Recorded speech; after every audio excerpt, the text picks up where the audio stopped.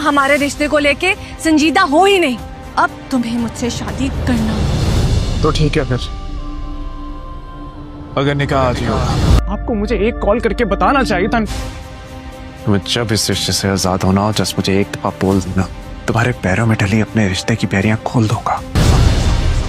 मैं जानता हूँ कि मेरी वजह से तुम्हारी जिंदगी में बहुत दुख आए हैं। मैं तुमसे माफी मांगने के लिए आया हूँ। तुम इन्फॉर्म करना चाहिए था, आप लोगों ने अच्छा नहीं किया मेरे साथ।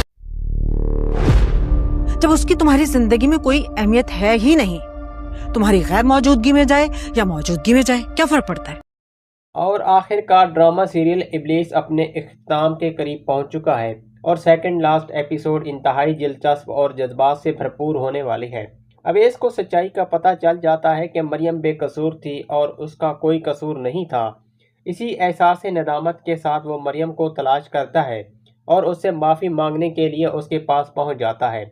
अवेश निहायत आजी से हाथ जोड़कर कहता है कि मैं जानता हूं कि मैं माफ़ी के काबिल तो नहीं हूं, लेकिन फिर भी उम्मीद करता हूं कि तुम मुझे माफ़ कर दोगी।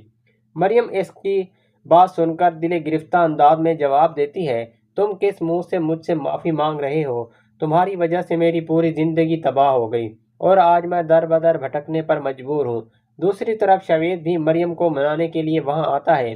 शावेद जैसे ही अवेश को वहाँ से जाते हुए देखता है तो वो गलत फहमी का शिकार हो जाता है।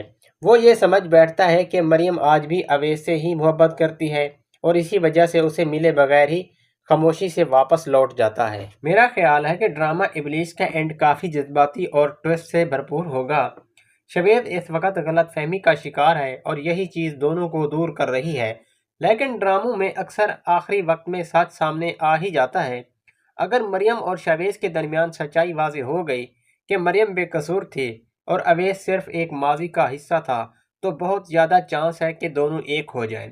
लेकिन अगर शावेज ने अपना ईगो को नहीं छोड़ा या मरियम ने अपनी तकलीफ़ को माफ़ ना किया, तो हो सकता है कि एंड थोड़ा सा उदास हो और दोनों अलग ही रह जाएं।